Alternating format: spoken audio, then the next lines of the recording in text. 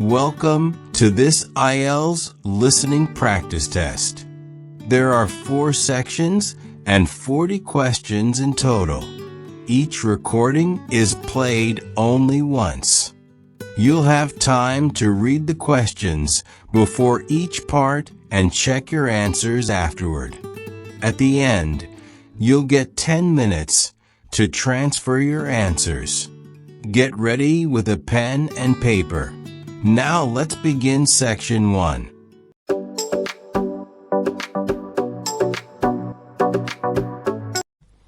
Section 1. You will hear a telephone conversation between a teacher from the Arts Centre and a female student's father about her art courses. First, you have some time to look at questions 1 to 3.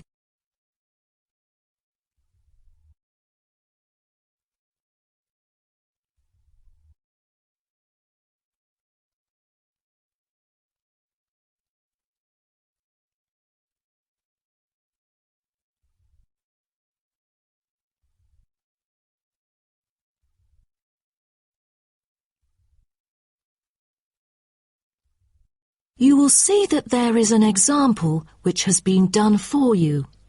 On this occasion only, the conversation relating to this will be played first. Good afternoon. May I speak to Emma's parent? Afternoon. I'm her father. Who am I speaking to? This is Emma's teacher, Jane Carson, calling from the Arts Centre. I'm just calling to talk about her drama class at the centre. Oh, thank you for calling. How's Emma doing in drama class? You know, she just transferred here last month, unlike the others in her class who have been taking the course the whole semester since June. So I'm a bit worried that she might not fit in so well. The father says his daughter Emma has been taking the course since last month, so C has been circled as the answer. Now we shall begin. You should answer the questions as you listen, because you will not hear the recording a second time. Listen carefully and answer questions 1 to 3. Good afternoon. May I speak to Emma's parent? Afternoon. I'm her father. Who am I speaking to? This is Emma's teacher, Jane Carson, calling from the Arts Centre. I'm just calling to talk about her drama class at the centre. Oh, thank you for calling. How's Emma doing in drama class? You know, she just transferred here last month, unlike the others in her class who have been taking the course the whole semester since June. So I'm a bit worried that she might not fit in so well. There's no need to worry. She exhibits a strong performance in her drama class. Is that so? Yes, she didn't adapt to the new environment as quickly as I originally expected, and seemed a bit shy at first, but a few days later she made a couple of friends and became more talkative and also more involved in class. Emma really is a role model for others because she has always been an active participant during class. She voices her own ideas and is very creative. I didn't expect that, but I can tell that she really enjoys the course because she's been talking about it at home frequently these past few weeks. That's great to hear. Interest is always the best teacher. I also have to inform you that there's been an adjustment in the timetable of the drama class next term. Why is that? It's not that the music room that we currently use isn't available. As there are too many enrolling for the coming semester, increased class size means that space is limited to house the whole class. Also, the new classroom we use is not available during the current time frame, so I'm afraid we have to change the time for it. I see.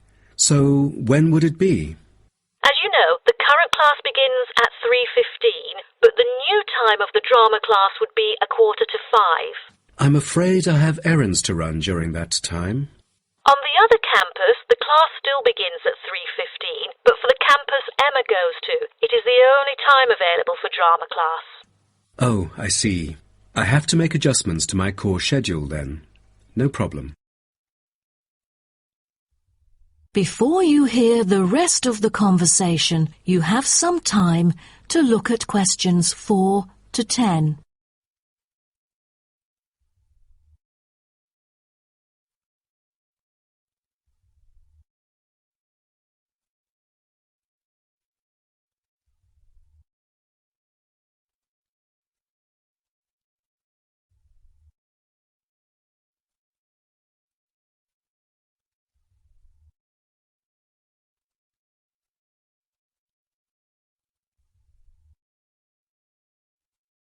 Now listen and answer questions 4 to 10.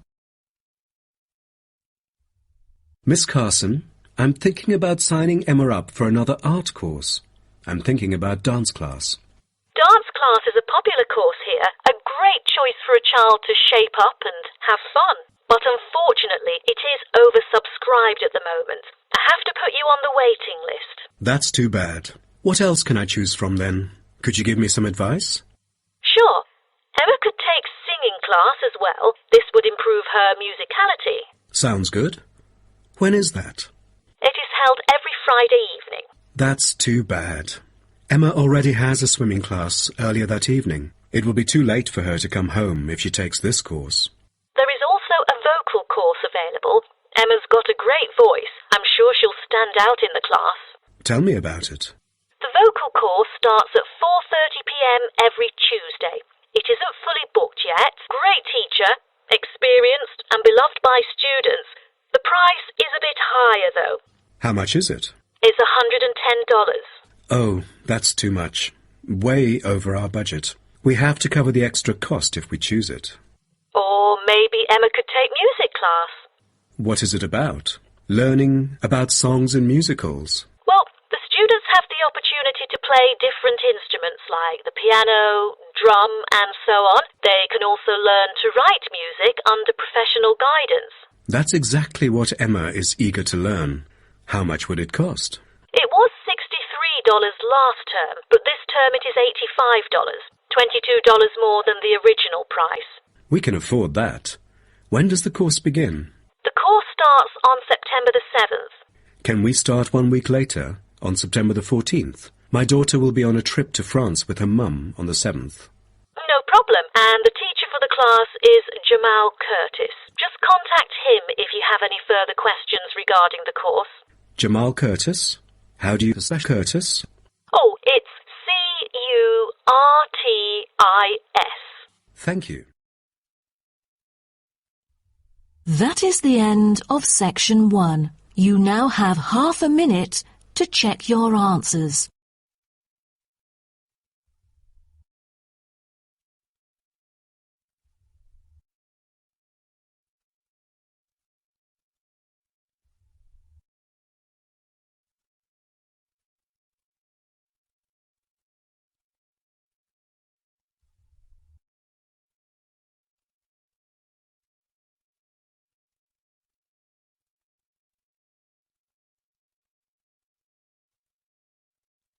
Now turn to section 2.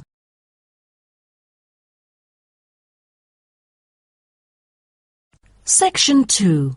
You'll hear a coordinator for the annual ski and snowboard exhibition talking to the audience about some practical information for the whole event. First, you have some time to look at questions 11 to 15.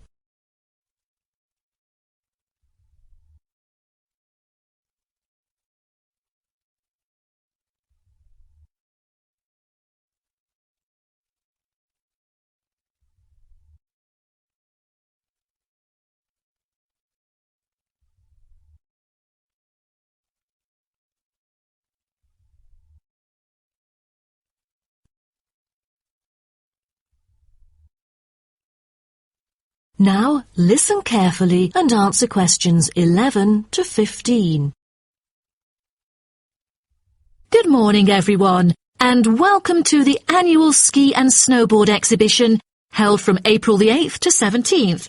I am Mary Granger, coordinator of the event this year. The 10-day event features many highlights. As a snow sports lover, I know you are looking forward to a great time here. Now, I'd like to offer you some practical information about the whole event and what to expect from it. This might be the first time coming here for some of you, so for those who are still wondering about the right accommodation, I recommend Sky Hotel. It has its own health and sports clubs, just like most of the hotels here, but I love it because of its incredibly cosy beds, which guarantees good rest after an exhausting day of exploration. If you haven't brought your own equipment, like poles, boots and skis, they are available for purchase or rent at Ski Set or Snow Rental. The exhibition this year provides a colourful look into the history of skiing and an inspiring peek into the future prospects of the sport.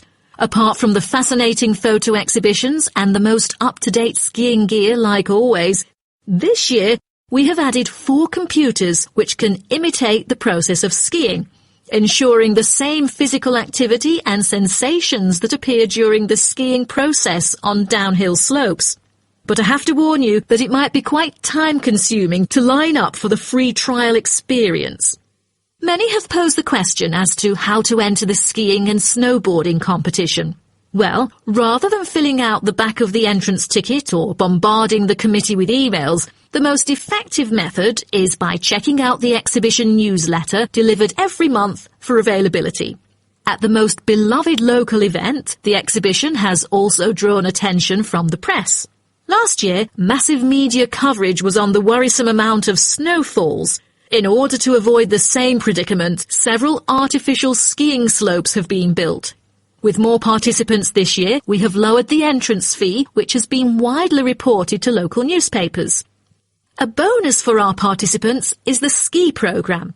It offers a wide variety of lessons and sessions with qualified instructors, ensuring that all ages and abilities are catered to, from the first-timers to seasoned amateurs. I strongly advise you to sign up for the program, as it is offering an unprecedented 30% discount. That's mainly because we are cooperating with the program organizer, who promises affordable prices only for the participants of the festival this year. Before you hear the rest of the talk, you have some time to look at questions 16 to 20.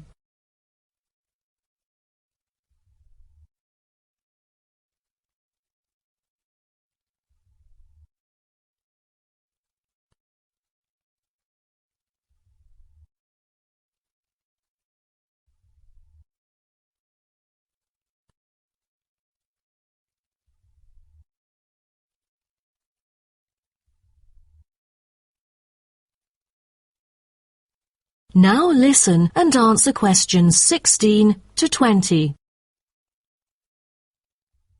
Now, I would like to introduce you to the list of presentations during the following week so that you can better plan your schedule. The first presenter, Simon, is one of our best ski instructors. As an experienced instructor, he will inform you about the dangers that face skiers and snowboarders.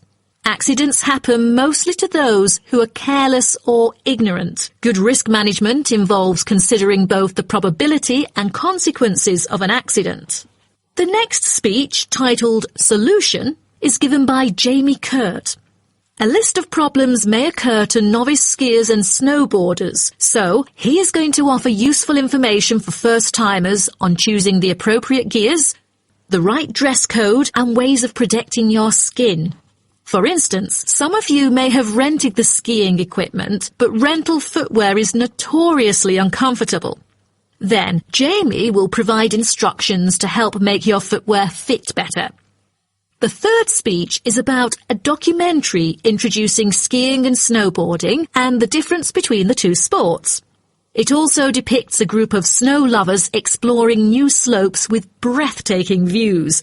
The director, Andy Fisher, will be there, addressing the whole shooting experience.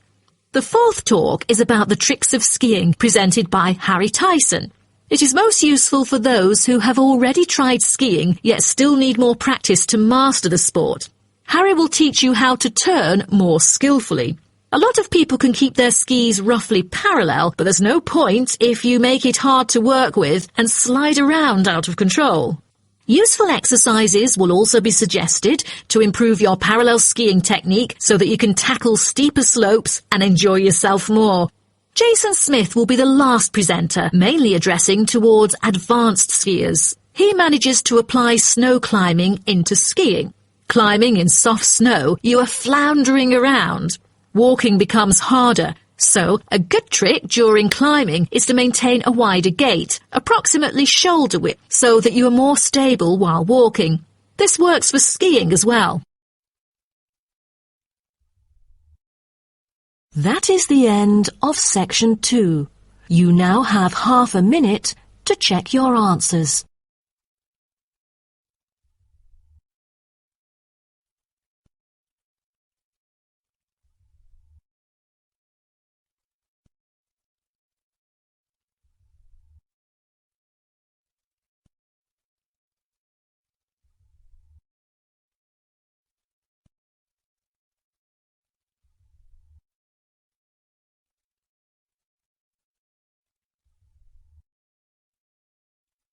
Now turn to section 3.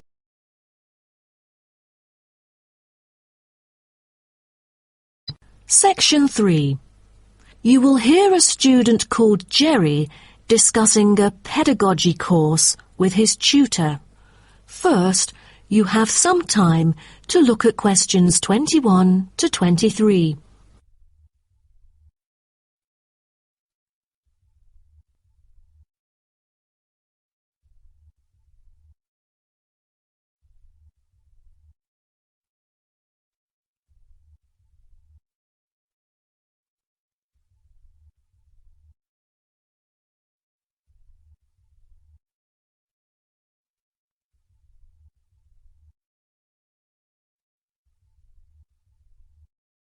Now, listen carefully and answer questions 21 to 23. Jerry, how did it go with preparing your lessons? Is there anything you would like to discuss? Well, this is actually the first time that I have ever taught in an elementary classroom. After 8 years of learning pedagogy, I want to practice what I've learned in an instructive manner. But I'm a bit stuck right now. The topic I want them to research is a bit hard for pupils. I'm afraid that they won't be able to handle it on their own. So I need new ideas on designing more effective teaching methods. Mr. Carter, do you have any suggestions? Well, you should probably read this book called Professional Learning, written by J.K. Simmons.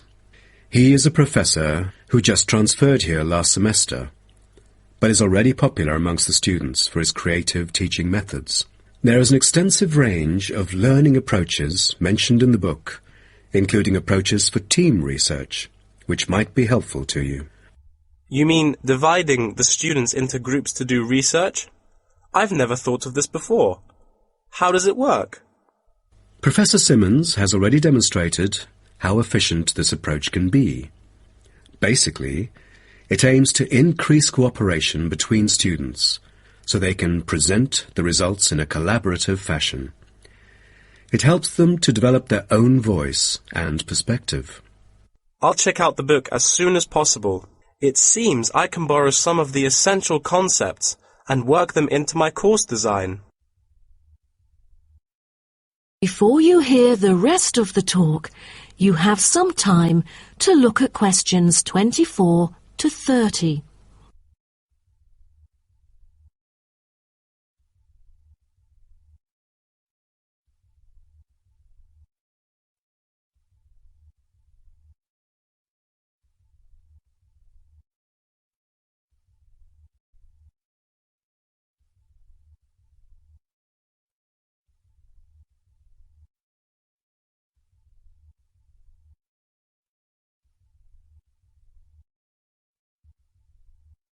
Now listen and answer questions 24 to 30.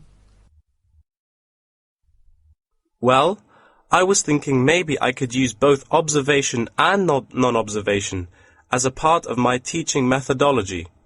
Could you take a look at my teaching plan? Sure. What kind of observational methods do you have in mind? For the observational part, I intend to include two approaches. First, the pupils can assess each other's behavior. I feel that reviewing fellow students through criteria-based reference evaluation allows constructive feedback. It can also improve their understanding of the subject material. That's a smart move for a large class that would be hard to observe all by yourself. Also, you might want to get the feedback from several different individuals rather than just one. So how do you plan to carry out the peer assessments? Oh, every pupil will be required to write a diary, which includes group projects, presentations, and in-class discussions. They'll put down their remarks. I'll collect them on a regular basis, which can also help me see whether they can keep up or not. Good. What else do you intend to do? Besides that, I also plan to do video recording. I've already purchased a camera, just in case I miss anything important. I can go back and review their performances anytime I want. Would you record every in-class activity? No, I'll just keep track of an in-class simulation, which would require every pupil to fully participate. Students will act as members of a city council meeting, discussing issues like whether or not prohibition should be instated in the United States. This kind of teaching method is both inspiring and challenging. I can't wait to see how yours works out. Do send me a copy of the assessment afterwards, will you? No problem. So, what do you have in mind for the non-observational approaches? Well, my plan is to quantify the statistics. Numbers do not lie. It is the most direct way to measure their performance. See how well they've learned. Where does the data come from? I'll evaluate the test results, including the midterm, final exam, and pop quizzes, which would only take up about 40% of the overall assessment. Sounds like a lot of tests and assignments. Please remember that you don't want to wear out your students. Keeping them engaged is the key to efficient learning. Once they are exhausted, they just stop trying. Oh, I haven't thought about that. You are right. I don't want to frighten them with tons of assignments and exams. I'll make note of that. Thanks for the advice. I remember last time you mentioned questionnaires, right? That's true, but it is not for my students. In fact, they have to design their own questionnaires and choose the respondents using the internet. As a complement of other teaching activities, it would deepen the creative learning process. Is that all? Oh, the pupils will have to conduct interviews of their own, and for this, they get to choose anyone they like, including relatives, friends, and acquaintances to answer the questions. Seems to me that you have figured out most of your teaching methods, but you still need to polish some of the activities. That is the end of section 3. You now have half a minute to check your answers.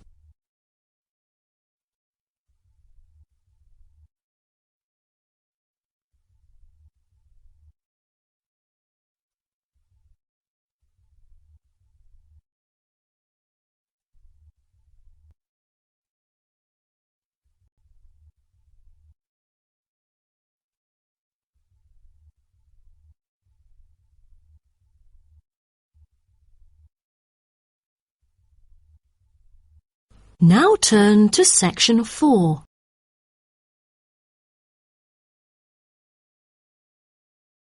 Section 4. You will hear part of a lecture about urban migration. First, you have some time to look at questions 31 to 40.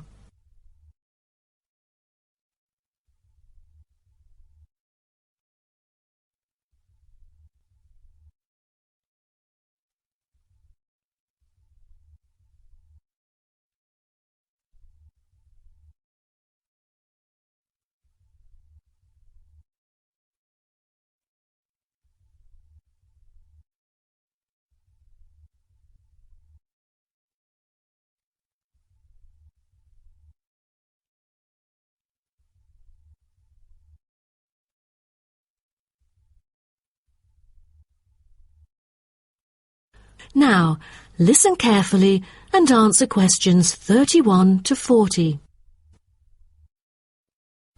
Good afternoon, and welcome to my talk on urban migration today.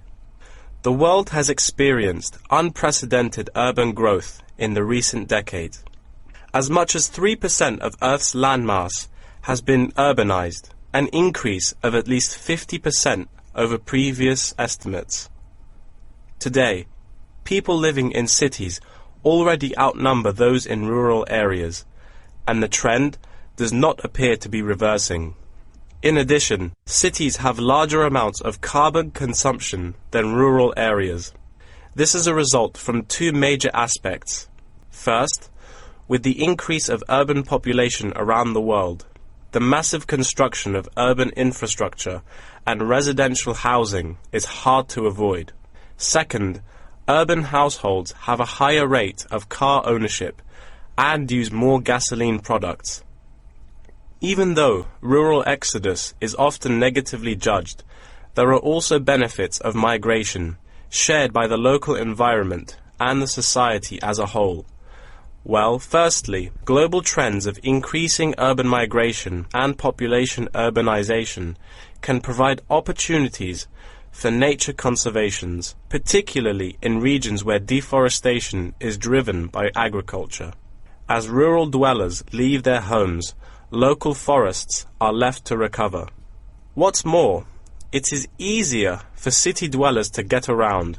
Living in the country means transport can be very difficult. For instance, after midnight there are no buses or taxis in the countryside.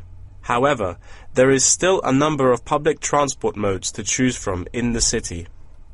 Finally, with more funds and advanced technology, cities endeavor to produce clean energy. New power plants have been built to take harmful methane gas created by the decomposition of rubbish and convert it into electricity. By doing so, an important greenhouse gas is turned into useful energy rather than being directly emitted into the atmosphere.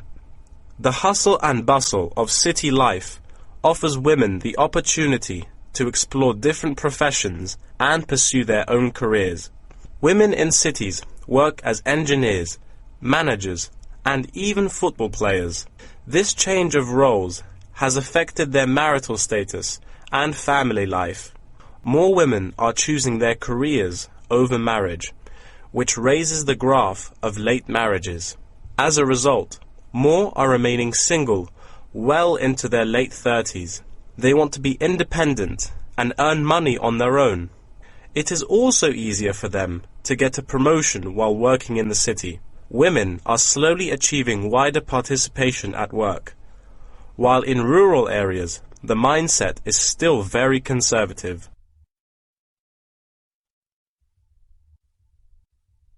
However, cities also change the way that humans interact with each other and the environment, often causing multiple problems. In general, urban wages are significantly higher, so moving to the city is an opportunity to earn what was impossible in rural areas. However, the wage difference is often offset by the higher cost of living and absence of self-produced goods, including subsistence farming. A sizable proportion of new corners attach greater importance to money and gradually abandon their former way of life, thus risking losing their culture. These new city residents are also faced with another problem. According to statistics, crime rates are significantly higher in densely populated urban regions than in rural areas.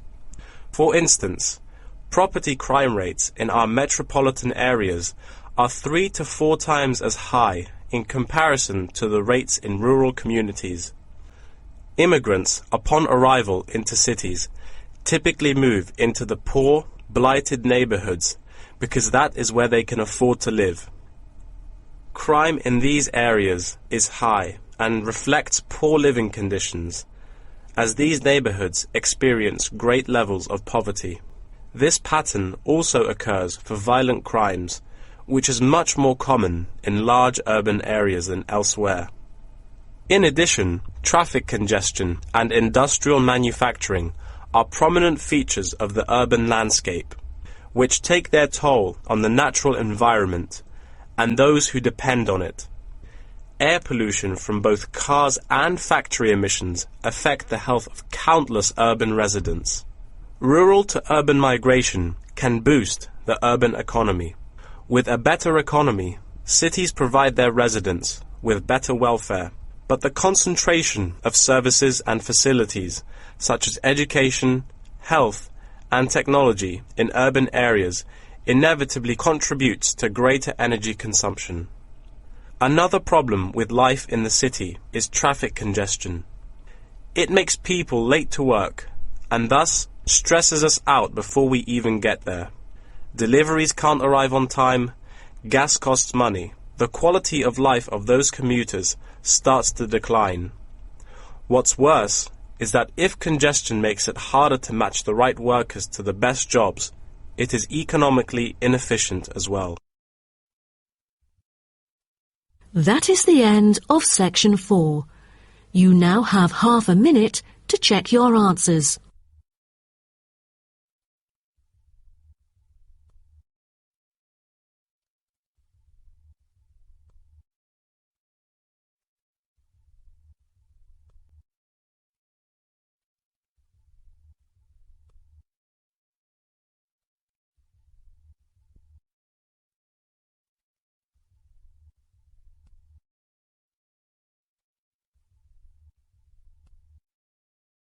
That is the end of the listening test.